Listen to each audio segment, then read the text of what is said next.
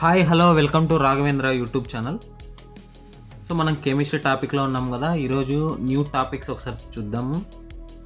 ఎవరైతే first time చూస్తున్నారో ప్రతి ఒక్కరికి నేను చెప్పేది ఏమైనా ఉందంటే మన వీడియోస్ మీ అందరికీ యూస్ఫుల్గా ఉంటుంది. నేను చెప్పే సిలబస్ ఎన్సీఆర్టీ సిలబస్. ఇది ఒక గ్రూప్ డీకే కావచ్చు, ఏఎల్పి, టెక్నీషియన్, అదేవిధంగా ఎన్టీపీసీకి కూడా యూజ్ అవుతాయి. ప్రతి ఒక్క రైల్వే ఎగ్జామ్కి యూజ్ అయ్యే టాపిక్స్ అనమాట నేను చెప్పేది. ఫస్ట్ టైం చూస్తున్నట్లయితే ఫస్ట్ లైక్ చేయండి, తర్వాత షేర్ చేయండి, అదేవిధంగా సబ్స్క్రైబ్ చేయండి. హై బటన్ కూడా ఉంది, వచ్చింది మనకి హై బటన్, ఒకసారి క్లిక్ చేసి చేయండి. అదేవిధంగా మీకు ఈ పీడిఎఫ్ ఫ్రీగా కావాలనుకుంటే టెలిగ్రామ్ ఛానల్లో వెళ్ళి ఒకసారి జాయిన్ అవ్వండి. అది కూడా డిస్క్రిప్షన్లో లింక్ ఇస్తాను. ఒకసారి ఇప్పుడు టాపిక్లోకి వెళ్దాం. So chemistry topic. So types of acids చూద్దాం ఒకసారి. టైప్స్ ఆఫ్ యాసిడ్స్, ఏమేమి టైప్స్ ఆఫ్ యాసిడ్స్ ఏమేమి ఉన్నాయి మనకి ఒకసారి చూడండి ఒకసారి. సో టోటల్గా types of acids: organic acids, inorganic acids, strong acids, weak acids.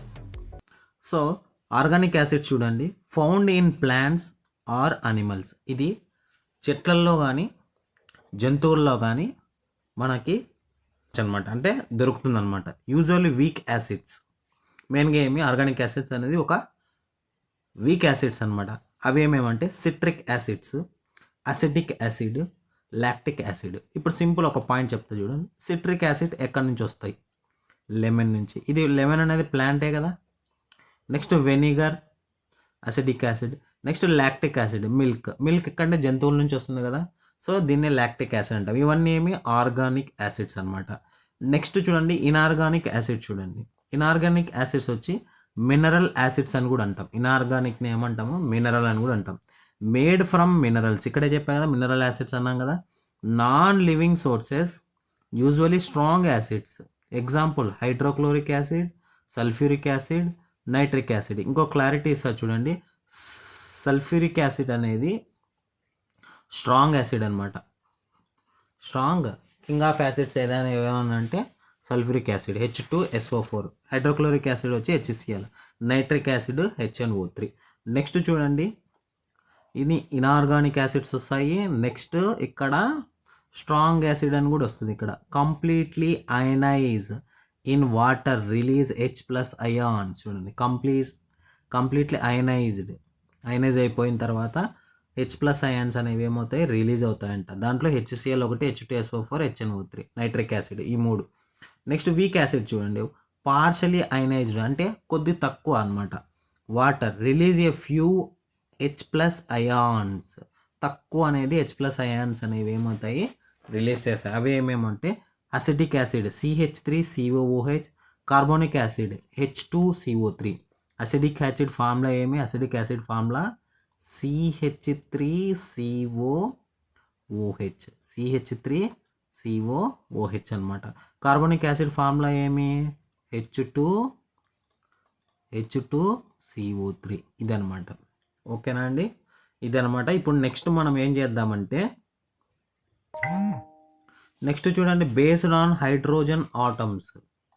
So దీంట్లో మోనో, డైప్రోటిక్, ట్రైప్రోటిక్. సో దీంట్లో చూడండి, మోనో అంటే single, one replaceable hydrochloric acid. Diprotic, two replaceable H2SO4. Tri చూడండి 3 ఉంది, 3 రీప్లేసబుల్ H2PO4. ట్రై అనమాట, దాన్ని 3 replaceable అనమాట. ఇప్పుడు మనం ఏం చేద్దామంటే ఇంకొకసారి డిస్కస్ చేస్తాం చూడండి. ఆర్గానిక్ యాసిడ్ అంటే ఏమి? ప్లాంట్స్లో దొరుకుతాయి, అనిమల్స్లో దొరుకుతాయి. ఏమి organic acids? Nothing but weak acids. Okay, దీంట్లో ఏమి? Citric acid, acidic acid, lactic acid. Citric, acidic, lactic. Citric వచ్చి లెమన్స్, లాక్టిక్ వచ్చి మిల్క్, అసిడిక్ వచ్చి వెనిగర్. అయిపోయింది కదా. ఇన్ఆర్గానిక్ యాసిడ్స్ ఏమున్నాయి? సింపుల్గా made from minerals and non living sources, usually strong acids. ఇవేమి? Strong acids. Hydrochloric acid, sulphuric acid, nitric acid. Nitric acid formula ఏమి? HNO3. Sulphuric acid ఏమి? H2SO4. Next hydrochloric acid ఏమి HCl అయిపోయింది కదా. Next strong acids ఏమి ఉన్నాయి, completely ionize అయిపోతాయి. H plus అయాన్లీ కంప్లీట్లీ అయనైజ్ ఇన్ ఎక్కడ, వాటర్లో అయనైజ్ అయిపోతాయి. ఇది కూడా వాటర్లోనే వీక్ యాసిడ్స్ అంటే తక్కువ రిలీజ్ చేస్తాయి, ఫ్యూ హెచ్ ప్లస్ అయాన్స్ అనేవి రిలీజ్ అవుతాయి. అంటే దీంట్లో హెచ్సిఎల్, H2SO4, HNO3. ఇటు సైడ్ వచ్చి acetic acid, carbonic acid. Next based on hydrogen atoms చూడండి, ఏమేమి బేస్డ్ ఆన్ హైడ్రోజన్ ఆటమ్స్. దీంట్లో వచ్చి monoprotic, diprotic, next triprotic. Mono అంటే సింగిల్, 1 రీప్లేసబుల్. డై అంటే 2 రీప్లేసబుల్. ట్రై అంటే 3 రీప్లేసబుల్. 1 రీప్లేసబుల్ ఎప్పుడు వచ్చింది ఎగ్జాంపుల్ హెచ్సిఎల్.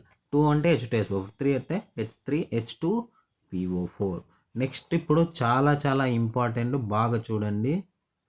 మనకి ఆల్మోస్ట్ ఆల్ పిహెచ్ స్కేల్ చూడండి. ఎప్పుడైనా కానీ మనకి పిహెచ్ స్కేల్ బాగా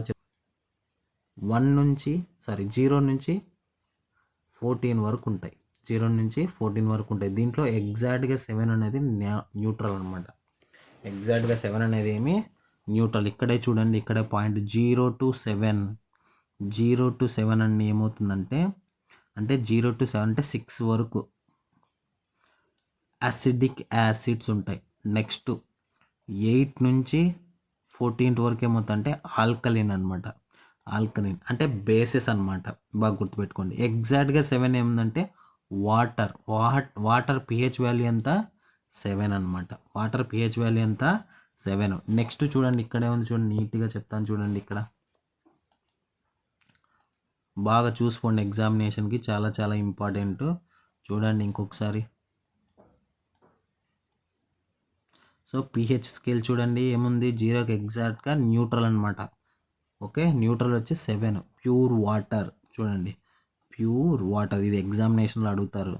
నెక్స్ట్ హ్యూమన్ యూరిన్ వచ్చి పిహెచ్ అండి 5 చూడండి, 5. Next gastric